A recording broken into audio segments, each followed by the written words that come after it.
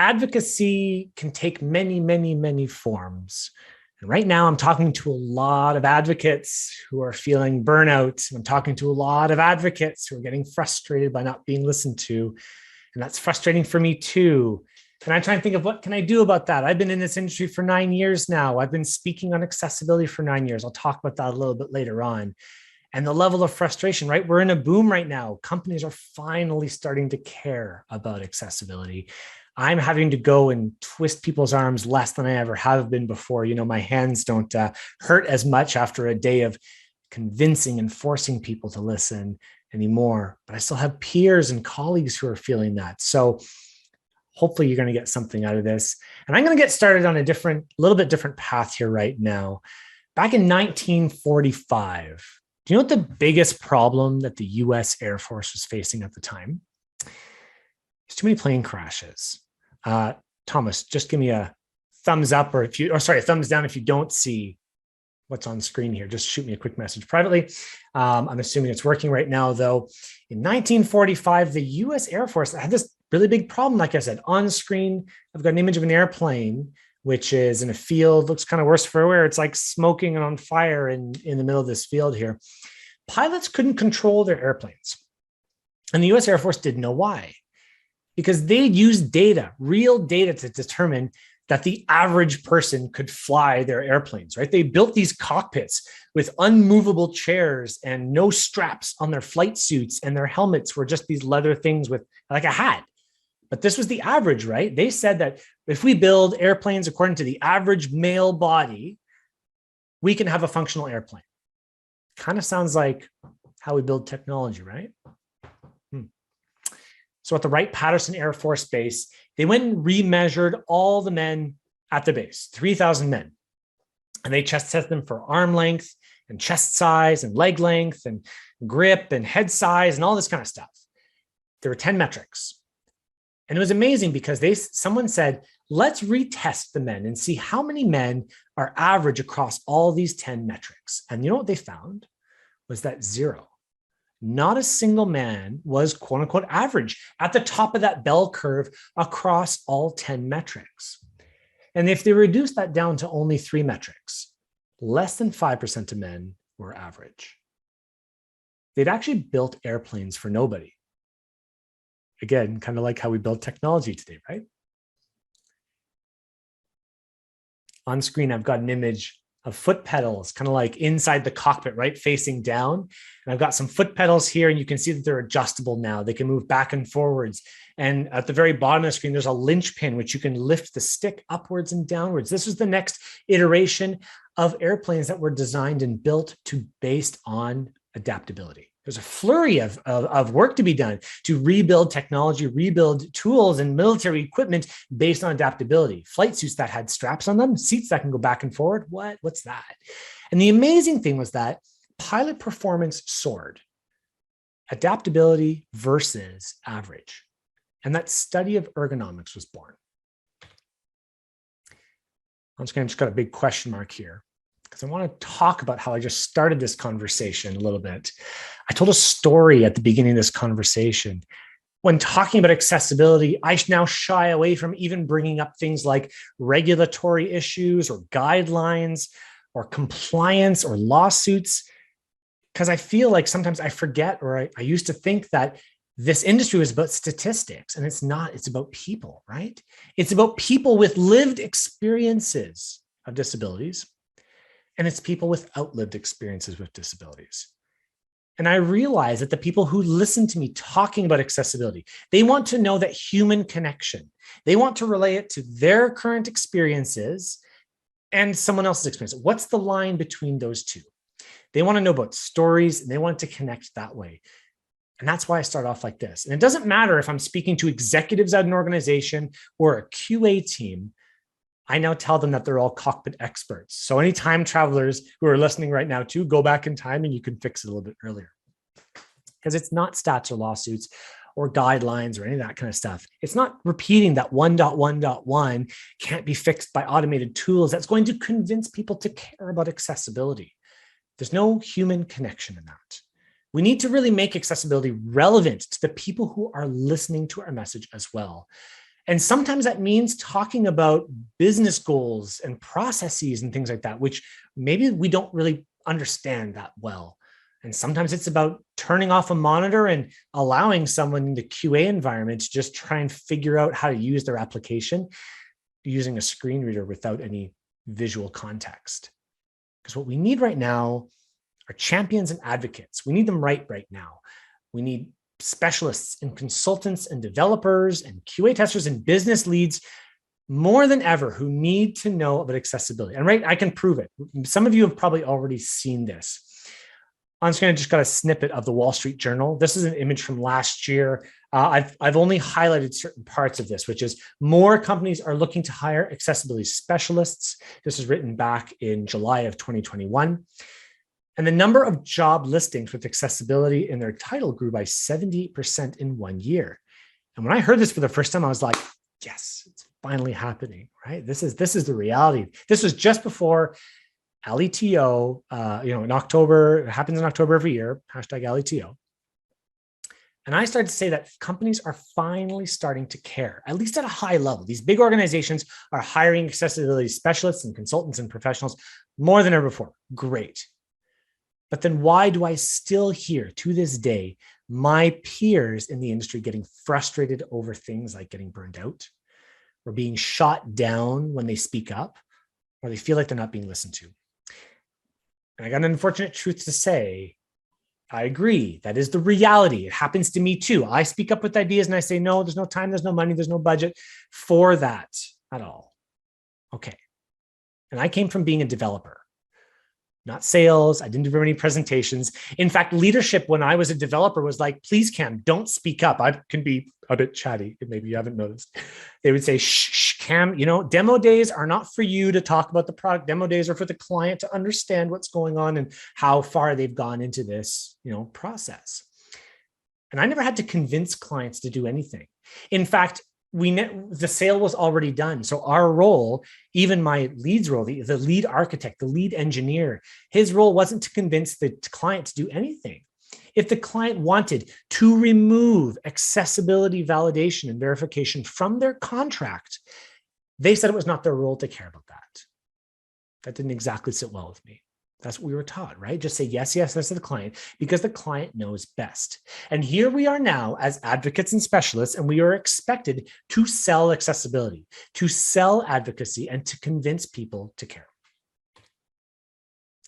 Okay, I don't know New York that well, but I do know on screen I've got an image of the Avengers. I don't know which movie this was. I think this is the first movie. This is Park Avenue and East 40th Street, okay? Got my kudos in there for New York City. I don't need to know that you are passionate about this industry. You're here right now. You're listening to this message. This is valuable to you. How did you get into this industry? Normally, this is where I would do some audience interaction, but Zoom bombers kind of destroyed that for us. That's okay. Did you have a mentor? Did you have a guide? Or were you like me and you were thrown the WCAG and said, go figure this out, Cam? All right. I don't know of any other industry out there. Could you imagine if an electrician was told, here's a screwdriver, just go, poke around in that electrical box on day one. I'll talk to you tomorrow. But that's what we're expected to do. Even in sales, if you were part of the sales department of your organization, you'd be taught sales techniques and meeting etiquette, expectations and verticals and presentation styles and body language. But we don't get that. We read guidelines, we learn about lived experiences, and we're told to figure out the tools like screen readers, like Dragon Natural Speak, like overlays. No, hold on, scratch that out. And then we uninstall them, right? Lighthouse and color contrast analyzer. But those are very much the how of accessibility. Where's the interpersonal skills, the communication, and the persuasion and selling and coaching? These are skills that we need to learn as well. How to be engaging, how to convince people. These are the important things. And I guarantee you've probably done a lunch and learn for your organization, for your team or something like that, as a knowledge transfer beyond these technical skills. This is where we're going to start. This is what we're going to talk about today. Speaking up and speaking out, calibrated communication, professional advocates. Because what I want as an outcome to this conversation is a new way that you can approach accessibility, maybe a change of mindset a little bit. When you next need to speak to your boss or your leader or your stakeholder or your client or your team, I believe that we can do better. And I know you don't need to be in sales because you're already empathetic. You're already ahead of the game because you know how to relate to people by putting yourself in their shoes. So this is a conversation about success and forward thinking. It's a conversation about it's the right thing to do. And I think we all know that. And this is also about you. And it's how good you are. And now you can pivot just slightly and go from good to great. It's about hands-on techniques and empathy building and speaking about speaking skills and the difficult topic of inclusion to a resistant crowd, because it's all about people, right? I remember once I was working for a consulting organization and all I had available to me for one of my clients was these skills. She was a project manager. She was assigned the accessibility project. I delivered a report of 3,000 accessibility issues, and I was not allowed to talk to the developers. I was like, how am I going to communicate this stuff? I got to talk tech. I got to talk that, but that was not allowed. She did not want, well, the organization did not want me to be on the phone with the developers. I had to go through her. So I had to coach her on mindset. I had to coach her on the importance of accessibility and how to communicate that successfully to her team. The result, she succeeded. All 3,000 issues or whatever it was eliminated off their list. And now they have an accessible financial FI website. And she's since left that job. And now she helps new immigrants, refugees, and people with disabilities find jobs in tech, particularly around Salesforce. Because this is also our job, isn't it? Creating more advocates. So we don't have to do so much work. So the first thing we're going to talk about is that it's not about you. So on screen, I've got an image. I've got like a captain of the ship here. She's at the top, and I've got 6 characters underneath, right? So we got 5, other pirates or, characters of seamen. And there's also you, who is an astronaut, of course, just like me. We're all unicorns and astronauts. And you're going to convince the boss why a carousel is crappy and should be removed from the designs, right? We've probably all been there. But these were business requirements, but we know that it doesn't work well. And we're going to try to figure out how to talk to her about that in a way that's meaningful to her. So her name is Cassie, and she is a design lead. All right. So this is usually where I'd get a little bit more of interaction from the audience. Unfortunately, once again, we don't have that available to us. But what could possibly be some of the professional responsibilities of Cassie? She's probably caring about the KPIs of what she needs to do. She does hiring. And by the way, all these responses are from previous meetups like this, exactly like this.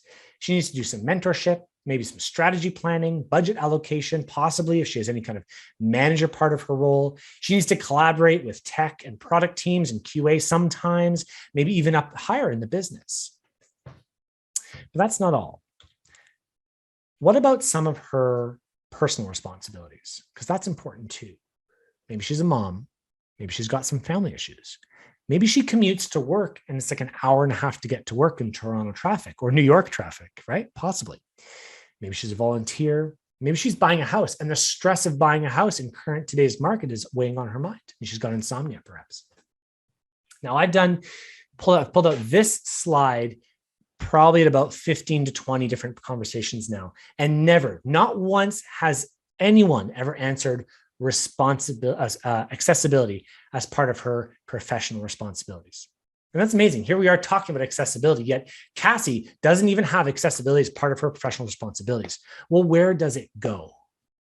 And then we're here saying, you're not listening to me and you don't care about accessibility, when she has the other equally important responsibilities as part of her tasks. And then she brushes us off and says, yeah, okay, sure, accessibility, yeah, whatever, that's important. And that hurts. I've pitched accessibility to sales departments and developers. I've actually tried to create a center of excellence at an organization, and the entire department was shut down after months and months of work. We put everything in place. We're ready to start the team. And they said, actually, we're just going to pull the funding from this because we think a recession is around the corner. And I take that personally, and I get frustrated on that. And I say, why aren't you taking action now? So I want to change our perspective just a little bit here. We have something called the curse of knowledge, right? I know I do. When I walk in, I forget that I have a cognitive bias towards accessibility because I wasn't always an accessibility champion or an accessibility expert or an accessibility advocate. At some point, I learned about it and I started to change my perspective on it. And I started to think that accessibility equals important. And now I accept that it's the right thing to do because of that perspective. I can give another example. I do a lot of woodworking and gardening. If I came in here and started to talk about monsteras and dovetail joints, maybe I'll lose a lot of people in this conversation. They'll say, what's this guy going on talking about? So if we need to convince someone that it's the right thing to do, we need to realize that our baseline is not necessarily theirs either. I'm Cam. I'm a professional speaker on disability inclusion. I'm not Cam, a developer who sometimes talks about alt text, that may be their story. Accessibility is our identity, and we need to teach people to make it part of theirs as well. Because I have a theory. On screen, I've got an image of an arrow that's going from left to right, and it says engagement journey at the top. And I'll be talking about this in a moment. There's labels on certain points of that arrow saying ignorance, pity, sympathy, empathy, and compassion. I've got a friend whose daughter has childhood arthritis. I didn't even know kids could get arthritis. She now walks with a little bit of a limp because there wasn't enough blood flow in one of her knees to move to the rest of her leg. And therefore, one of her legs is shorter than the next. It's almost not noticeable. So let's go through what somebody maybe at the park who's just seeing this little girl for the first time might be thinking in their level of understanding of what's going on with her. If she's in the ignorance category, if someone's in the ignorance category, they're going to say, oh, that child has a limp. That's the parents' fault. They're not letting her run around enough outside. What's her problem? Maybe she's been eating too much sugar. What if you move someone to the pity stage? Oh, poor child, poor kid. She'll never get better. Hopefully she does. What about sympathy? Oh, someone saying that sucks. My cousin used to have a limp, but he outgrew it, right? But then when we move on to true empathy and compassion, we start to change our mindset a little bit. We start to say things like, thank you for sharing. When I learned that, when she admitted to me that her daughter had arthritis, that was the response. And then finally, when you get to true compassion, which I'm sure we each would do with our best friends, we would say, that's really big news. And I'm really thankful that you told me about it. And by the way, if ever you need a babysitter for her, I'll still watch her. And in this room, you probably sit around here in accessibility. On the right-hand side, I've got the space astronaut with a box around empathy and compassion. But your boss, your client, and your team may sit on the left over here in that pity or sympathy stage, right? Maybe they've never even met somebody with a disability. Maybe they don't even know what that is. Thinking about your progress and your journey. Maybe you have a family member with needs, accessibility needs. Or maybe you just got into it like myself. You found an interest and a deep understanding that there's a need here and it's equity that's important. Where did you start? Where are you now? And how did you get all that knowledge? I'll tell you a story, actually. I've got a friend who's blind. And when I was working at a large international technology firm with 3 letters, I won't say which one it is, a lot of A-type consultant personalities there. And he walked up to my friend for the first time and said, hey, Joe, my name's, Bill. Nice to meet you. And he stuck his hand out. And as you know, with A-type personalities, there's kind of that stare down, right? Like, who's going to flinch first? He had his hands extended out. And my friend who was blind didn't even know there was a hand in front of him. This is the first time that my boss had truly met someone who was blind. That was the first time I'd truly met someone who was blind as well. I will admit that I ran away from that situation. I turned tail, I ran and loaded up YouTube, and I typed in how to introduce yourself to a blind person. I didn't know any better. That handshake never came, and it was kind of this awkward situation for my boss and my friend. And we don't know how to act in these situations because nobody really tells us. I grew up and my mom had never told me about how to talk to people with disabilities. HR departments had never talked about this is what people with disabilities are. And our educators and our teachers and schools don't really approach the subject. It's not part of our regular curriculum. And by the way, if ever you've never met someone who's blind, just state what you're doing. Hi, hi, John. Hi, Joe. I think that's what I said. Hi, Joe. I'm Cam. Can I shake your hand? And that's all you need to do. So I'd like to reinforce here is that baby steps. You already have empathy, and you should use it on your managers or your peers or your clients, because maybe it takes 10 times for you to convince them to care. And that's tough. We have to start really, really small because we don't know where their baseline is. And to move them up to where we are in sympathy and empathy is going to take time and energy, because it's not about us. It's about them and their journey. but it is our job to help convince them and move them along this path and this journey towards accessibility and disability inclusion and knowledge about that. And our job is to persuade and convince. So how do we actually change someone's perspective? Part 2 of the presentation here, I've got view and I've got some cool looking sunglasses on the screen. So view, when I need to have an important conversation, I try to use this method to remind myself that, once again, who is the audience and what are they talking about? Because if I need to change somebody, I need to first learn to listen before I can speak, not the other way around. I used to jump right to solutioning, and I know a lot of people still do, saying, here's what you need, right? You need this right away. Could you imagine if a doctor walked up to you and without even asking a single question, wrote your prescription and threw some pills at you? It just does not make any sense. So I call this the 4 aspects of calibrated communication.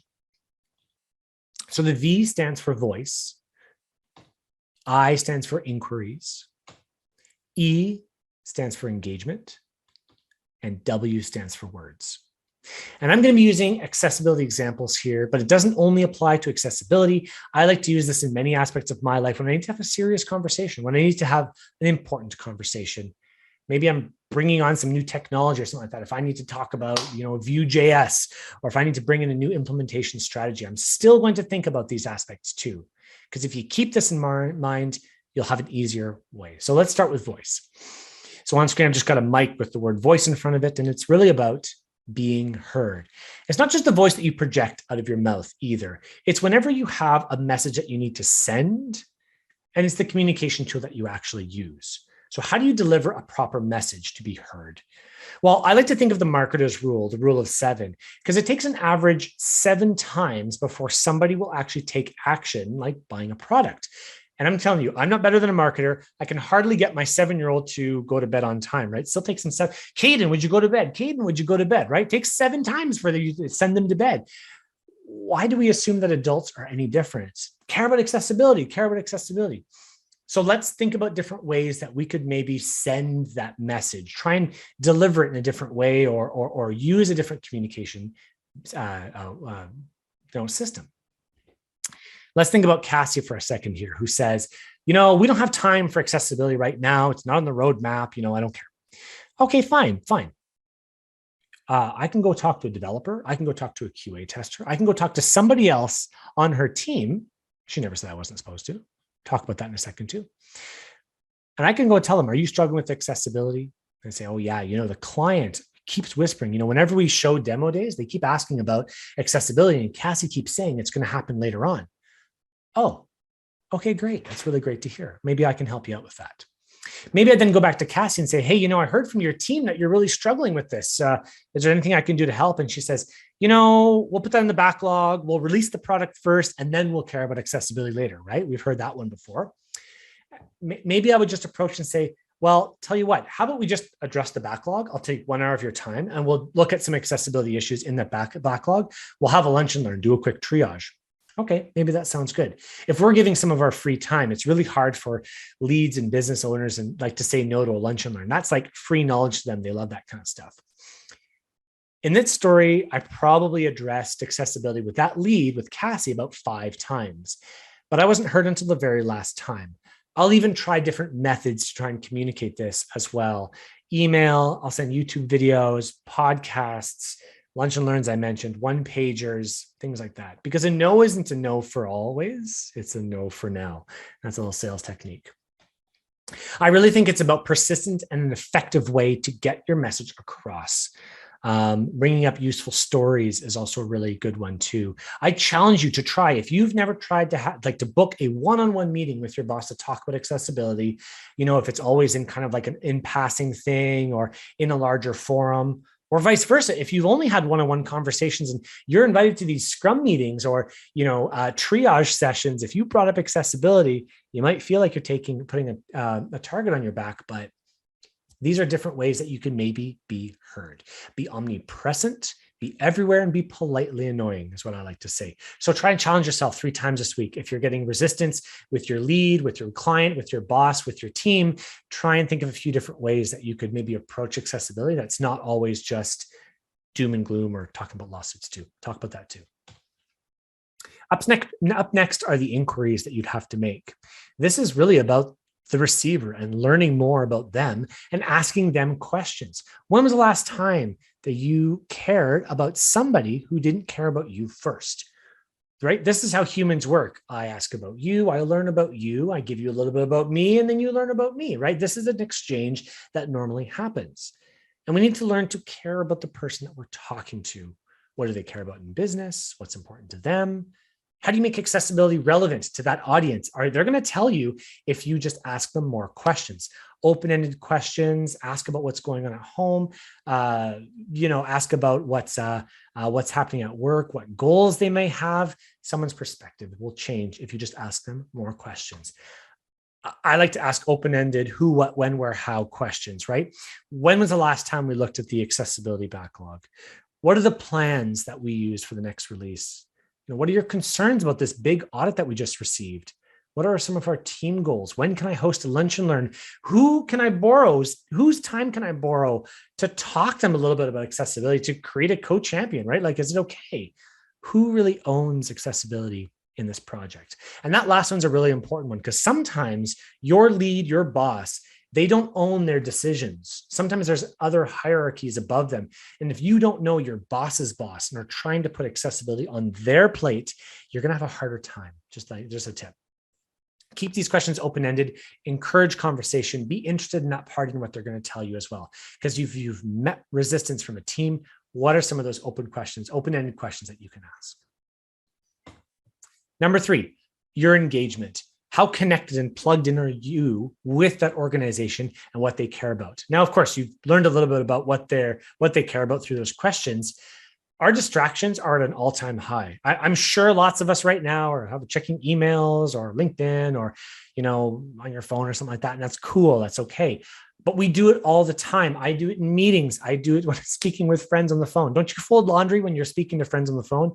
Yeah, multitasking, right? Doesn't work. Big secret. What's the big picture for the people that you're speaking to? Do you know their business goals? Where do you fit in those business goals? I'll give you a hint. If you've been hired to do something about accessibility, you already have permission to be asking some of these questions. Are you aligned with their vision? Do you empathize with them? Do you know who those real stakeholders are? Maybe there's some other pressures that you don't know about. I like to think of this, but back when I was working at that same large tech firm, they talked to me about when there was a security flaw that was discovered in one of their applications that they built. I went and asked the senior director of the organization. I said, hey, did you hear about the security flaw? What do you care about? And he says, Cam, when you're at my level, you don't concern yourself with those small things. You have team members to handle that for you. He was trying to pitch and solution for problems that his client, the people I worked for, didn't even know they had, right? He's looking 5 years ahead at what technology is coming out and things like that. If you don't know those are the business priorities, then how can you possibly assume to try to wrap and tie accessibility into that? You need to weave it into that 5-year plan. How do you align with their goals? I like to think of this, the rule of 3. It's really simple in my mind: 3 days, 3 months, 3 years. 3 days can be maybe at the end of a sprint, right? Can we squeak in one of these accessibility tickets? It's really not that hard to fix a label, right, boss? Maybe we can throw in one of those. What about the end of a project after 3 months? Yes, releases go out without accessibility fixes all the time. Releases also go out with other bugs in them too, because sometimes there are stakeholders which are beholden to shareholders, which otherwise you don't have a job. So how do we start to weave in the long-term goals, our accessibility requirements into their goals? And finally, maybe what are the 3-year goals, right? End of a whole release. Maybe we'll possibly see the end of 2.x guidelines for the WCAG. I don't know. Maybe we'll see the WCAG 3.0 come out. Maybe, I don't know. 3 years is a long time. But maybe we're facing other deadlines that you don't know about until you're truly plugged in. And by the way, consulting firms try to keep very lean. So the earlier we can have these conversations, the better off we're going to be. And we got to be a bit bold about that. Finally, we're going to talk about words and the clarity around that, because how do these messages actually be delivered to these stakeholders or these bosses or clients? By being simple and clear, we can really increase audience retention to what we're doing. The biggest turnoff that any human can have is loss of control or loss of power. And I'll tell you, a lot of stakeholders and bosses, they've gotten to the position they're at and they don't want to feel stupid. They don't want to lose control. They don't want to feel like an idiot, right? But when we give them a complex problem without a solution, they don't know where to start. They get lost in that too. So how do we change that? If a problem is really complex, we need to simplify it. By the way, there's a great book out there called Don't Make Me Think by Steve Krug. I get mad street cred from my UX and UI friends when I talk about that. You know, I whip it out and just show it. Usually I'd have it here, but whatever. There's a lesson here, right? Talking about clarity, talking with clarity and simplicity in everything that we do makes it more approachable and easier to communicate, right? What if that decision maker, what if that person, your boss, your client, your lead, your team needs to talk to other people? Maybe your boss really cares about this, right? Maybe you've told them all the right things that they need to say. Yeah, let's bring in accessibility into this. This is great. If they don't know the right words to communicate to their leadership and put it on their entire project plan, which may spend multiple years, then it's going to get lost, right? I'll show you an example. Non-text content success criteria 1.1.1 WCAG 2.1 level AA. I'm going to tell you, to a VP of development, they have no idea what this means. No idea. How do we simplify it? This is alternative text for graphics in the accessibility guidelines.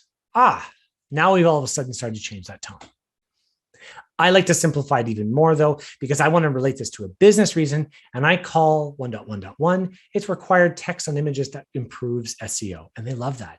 I'm getting companies convinced. They say transcriptions for podcasts are a gold mine. They say it's perfect for SEO. It's so good. Wow. Go figure. Business reasons, tie it all in together.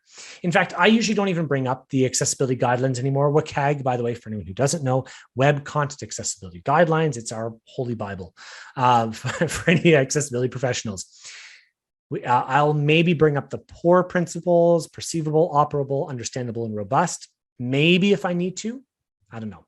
Because remember, your audience may speak to a decision maker, and if they don't understand, you're going to get lost. Got a clock on screen.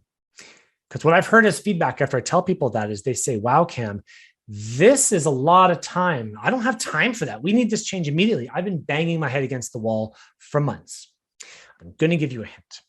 Accessibility is not a race. Diversity, inclusion, and equity is not a race. We are changing company culture. We are coaches and we are leaders and we are teaching entire organizations to be better. It's just like diet or exercise or saving money. Our only tool is time. And how do we use that time effectively? So I like to say patience and persistence equals progress. Because we overestimate what we can do in a year and we underestimate what we can accomplish in a decade. That's from Matthew Kelly in The Long View. So let's bring this all together, okay? Up on screen, I've got the number 10,982. Maybe you know what this number is. Maybe you've used it in one of your presentations before. This is the Americans with Disabilities Act lawsuits from 2020. There were 10,982 lawsuits filed in America in 2020 around for the ADA. That equals 30 lawsuits a day. Why do we use this number in our presentations when we talk to leads? I know for me, I used to bring up, in Canada, we have the Accessibility for Ontarians with Disabilities Act, AODA, as some people call it. And I used to tell the business leads, I would say, you're going to get fined for $10,000 a day. You as a CEO of an organization who doesn't care about accessibility, you are going to get fined. And I don't know what I wanted out of that. Was it to shock people? Was it to threaten people? Because that's how some people used to come back and say, it says, Cam, were you threatening us? Are you going to tell on us if we don't do accessibility? In fact, I had a client once come up and ask me, Cam, how many businesses in the United States are covered by the ADA? And I had to look it up. Did you know that there are 32,500,000 businesses covered by the ADA in the United States? At 30 lawsuits a day, we're looking at something like 2,900 years to sue everybody. Lawsuits are not the solution. I don't lead with lawsuits anymore. I don't think it's effective. Another statistic that we use quite often, over 1 billion people worldwide have a disability. Probably this is the most common stat in our industry. I don't like just throwing blind stats to people like this. They are difficult to understand. 1 billion people is 3 times the population of the United States. Its number is just too big. It's just too massive for people to understand. They look at me like a deer in the headlights. Maybe we can deliver this message a little bit better. Let's go back to Cassie for a second here. This is Cassie with all of her responsibilities, right? Professional responsibilities of KPIs and hiring and mentorship and strategy planning and budget allocation and collaboration. She's got her personal responsibilities of being a mom and family issues and long commute time, volunteering, buying a house and insomnia. Hoo boy. So let's use everything that we've learned so far to maybe make this more applicable to her. By using our voice, what I would do is after learning a little bit about her, I'd say, hey, here's a fun video about accessibility. If you've got kids, you're a mom. Well, first off, my kid loves watching videos of other kids who are amputees, right? Who have developed Lego prosthetics. He thinks it is just the coolest thing on the planet. Very, very cool. Maybe I'd send her a podcast around accessibility. I don't know, something like that. Inquiries. When was the last time that our team truly learned about accessibility personas? And can I walk them through that?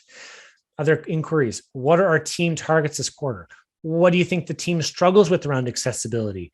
When was the last time that our team learned about accessibility personas?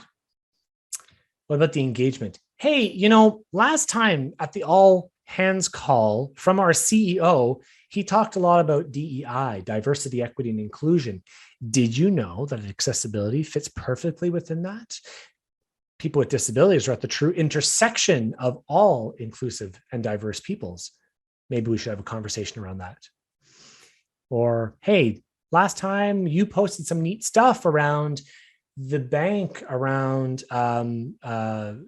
Diversity Inclusion Month or something like that. How do we start to tie what we already know about the organization from their pillars of success that they're already communicating outwards? Maybe they've changed their logo to have a flag, right? To change the flag, Diversity Inclusion Month. Maybe we can tie that into that too. Hey, you're already publicly posting this. Let's pick up our socks. And finally, the words. I like to talk to Cassie or anyone who's in a lead role, really tie in those words of goals or collaboration or simple or easy or approachable or clear. Those words really, business leads loved hearing about that stuff. So now using that statistic that I talked about already, over 1 billion people worldwide have a disability. And that carousel that we've been working on or that we have on this page doesn't work for any of us. Because if we can get Cassie to start asking the right questions, maybe Cassie will put accessibility onto her resume. And if she's done that, then we've created another champion. And she'll go on to talk about accessibility with her team. And she'll go on to start educating other people or care about it, or even at the minimum, maybe she won't be as hesitant or as resistant the next time you talk to her about accessibility. And you would have helped to create a new champion. Finally, I just have a couple last thoughts here. The DEI space, diversity, equity, inclusion, is hard, very hard. I talked about at the very beginning of this conversation. It's burnout central because we give and we give and we give and we give and we know it's important. And I've been broken many times in this industry. I've spoken to leads, I've had the rug pulled out from underneath me as well. And I know you have too. And if you haven't experienced that yet, that's amazing. First off, it may happen. And I've talked about accessibility for months. And then that person that I was speaking to who cared and who got buy-in, he moved on to a different role. And I had a new person come into the role and I had to start at square one again. But silver lining, I've now talked to more organizations than ever before about disability inclusion. And I've been speaking on this, like I said, for about 9 years now. And I've spoken to more people or more organizations with less resistance than ever before. We need to learn to revel in this coaching and creating champions mindset. Because when we do that, we just start to realize that, oh, hey, I just haven't said enough of the right things to get this person to care. And a lot of our job when the new person comes in is going to be to sit them down for 30 minutes and say, hey, I know you're a junior QA, but by the way, we care about accessibility here. Let's talk about it for 30 minutes. Let's show you how to use a screen reader. And that happens at the beginning, not 3 months in, not 6 months in when they're all comfortable and jaded and stuff like that. That conversation happens at the beginning. I use the same talk, and I talked about it at Global Accessibility Awareness Day, because these are the important conversations to have. How do you not get burned out, and how do you not feel stuck? Because you owe it to yourself to figure out some of these interpersonal skills and use them on doing better communication. Just before I wrap up here, I have a quick ask. This talk is spurred by feedback that I receive from people like you, people in this industry. If you go to http://cambee.pw/challenges. Thomas, I don't know if I can put this in the chat. I'll try putting in the chat and see what happens from it. It's all good if not, though. I take feedback here because I want to learn just two things. I want to know what's the most frustrating thing about advocacy and what's the most frustrating thing about learning, changing company culture. Just two questions. I'm not buying anything and stuff like that. It's all good. Thanks so much for your time. Thanks, Thomas. Thanks, Cam, for having me on the show today. I really appreciate it. You can follow me on LinkedIn. I try to post daily accessibility tips, advocacy tips, communication skill tips, and things like that. And I'd love to talk to you if ever you have a question and want to reach out. I'm super open. I may talk your ear off, but that's just me. And thanks so much for participating today. Thank you so much, Cam. That's awesome. And really appreciate that. And I definitely, yeah, you should all reach out to Cam and follow him on LinkedIn and Twitter. He's got always lots of interesting stuff coming out like every day, like these talks that we had here today. So, again, thanks so much. I wanted to kick off with like maybe a first comment from someone in the chat from your topic today. She said that Adrian Gray said that it's not about you, but it can benefit you too, was the name of a Lunch and Learn topic title. Love it. That she submitted. So she really absolutely love it. It's not about you, it's not about you, but say it again. It's not about you, but it can benefit you too. Oh, I love it. It's not about you, but it can benefit you. That's so cool. That's a great one. And I wanted to ask, what do you think about using, actual customer feedback from social media, or, people looking for, maybe even support tickets or just information that people with disabilities may have reported to the company, but get overlooked? Yeah, that's a really good question, because I have two minds of it. We need to be careful about using data to show why this is important, right? Because any business lead will say, we receive 10,000 tickets a month, and you're saying that 3 of them have accessibility concerns. Statistically, that doesn't make sense, right? So that is an argument that we need to be in front of and aware of, right? It's the same thing in personas. If we say 3% of people with autism are not able to do this, but the vast majority are, well, then someone could just say, well, how many people have autism who are using our banking website? Well, then why would we create a savings plan for them, right? It's a slippery slope, but a lot of feedback can go a long way. So it depends who I'm listening. It depends who I'm speaking to or speaking with, right? Back to the view method. If I understand that somebody is going to be moved by that, if I understand that somebody cares about feedback, maybe not the VP level. So would I bring it up to the VPs? They're caring about their entire client database, 1 million, 2 million, 3 million people. Maybe they don't care, but maybe the QA lead does, because they're responsible. It's part of their targets to care about customer feedback. I'm going to highlight it to them because I know through conversing with them and having a conversation, well, what do you care about? Well, I'm in charge of making sure that there's zero feedback. I'm going to lean in really hard. And almost anytime I need to convince this team member to care about accessibility, I'm going to say, hey, I just pulled out this other one. Let's break this down together. It doesn't have to be a shame and blame exercise. We can just make this fun. Be like, hey, this person just commented that, they can't, they're not able to, I don't know, use light and dark mode with a keyboard, right?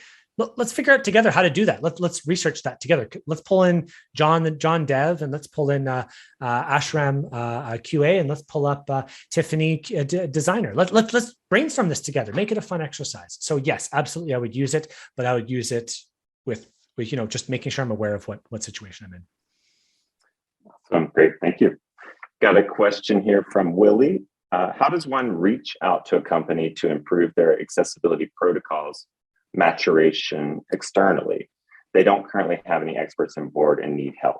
So just, Ooh, this is a great question. Where is Meryl? Okay, hold on. Meryl has a great comment about this, right? She talks about it. We have to go in with understanding and compassion because we don't know what's going on internally, right? Maybe their devs are working 12-hour days and they're overloaded and they just don't care about that.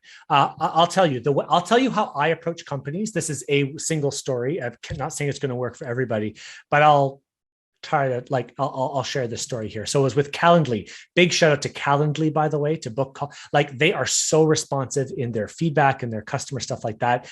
Kudos to them. Don't mind giving them a shout out.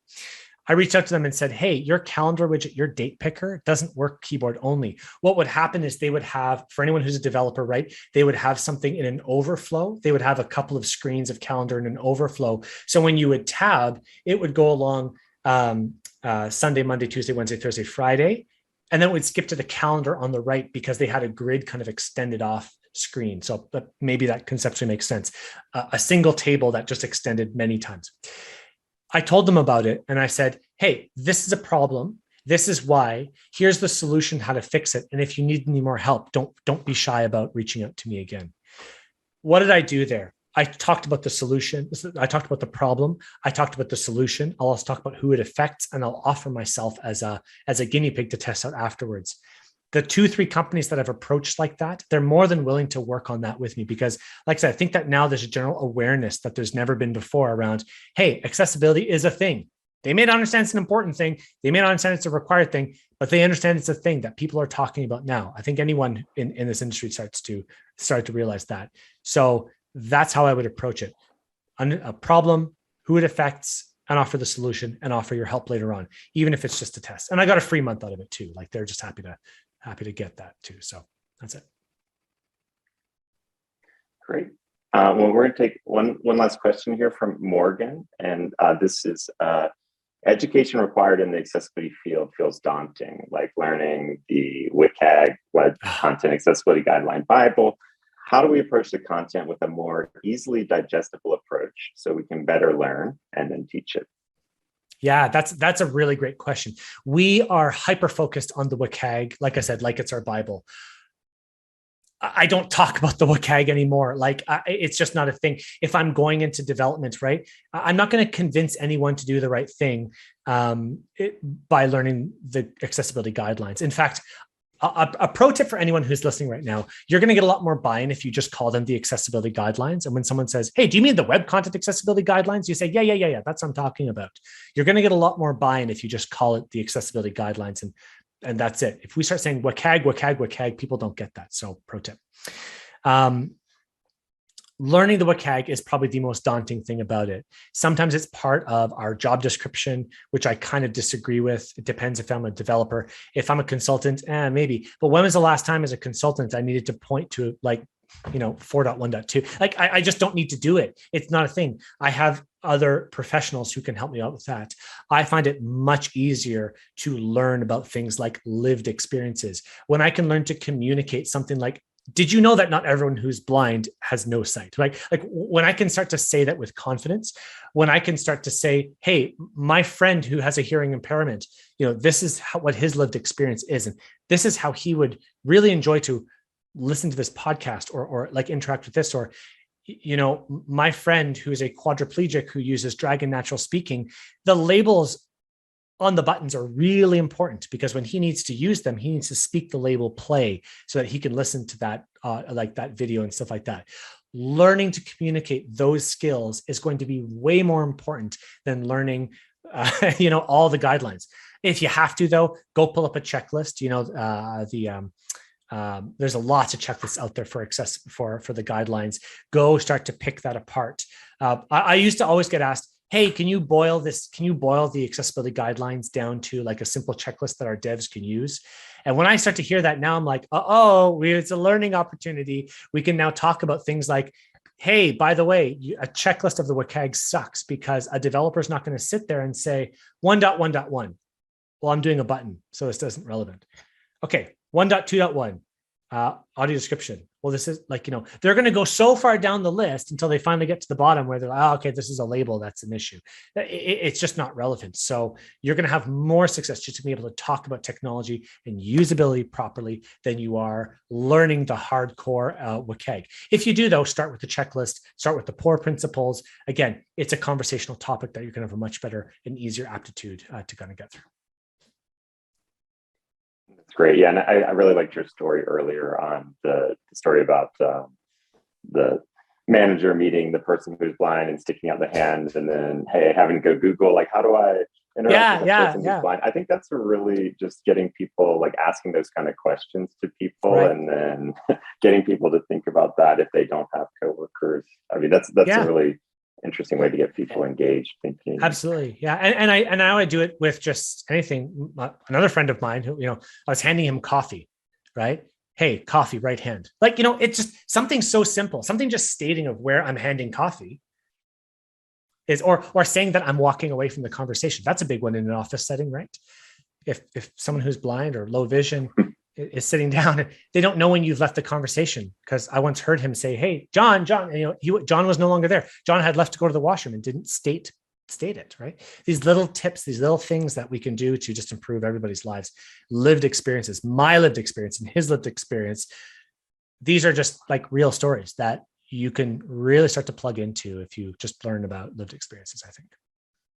Yeah, I'm actually going to plug Fable here because they do usability research and testing and training with customers, with live participants, and it's awesome. It's a really great way to get tapped in. And yes, they're a sponsor. I've worked with them. I can attest to how impactful it is just in general to work with customers with disabilities and people with disabilities. So echoing Cam, your observation about lived experience, connecting with your customers, like 100%. Yeah. It's really the way to go. It's really the way to go. Tom, I know that we were out of time. Thomas, sorry. So we have one more. Good. And anyone, just so you know, if anyone wants to ask, just shoot away on LinkedIn. Just message me. All good with that. Anytime. Go ahead, Thomas. Okay, so we'll take this as the last one for tonight. So we'll take one more. Okay. Danielle, any tips for advocating for accessibility within your organization if you're not an expert? It's something I would like my team members to think about, but I don't necessarily have all the answers. Advocating when you're not the expert is how everybody starts. Everybody starts there, right? I was just a developer who was assigned to this big backlog of 3,000 accessibility issues. I was a nobody, right? Like I didn't know anything about it. I was just a guy.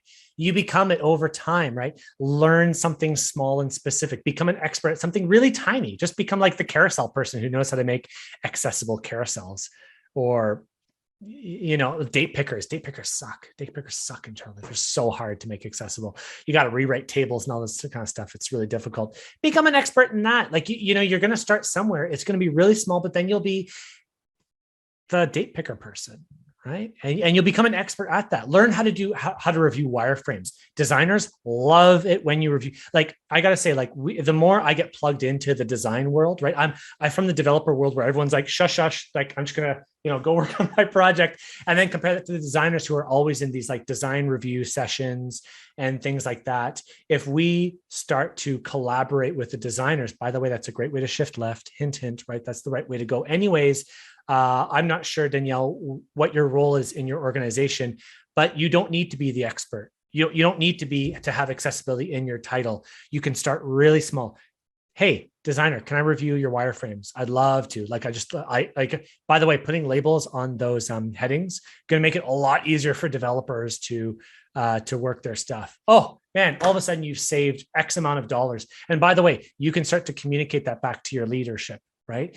Every heading that was saved in time that you can rewrite properly without having to think about it, you can then bring back and say this much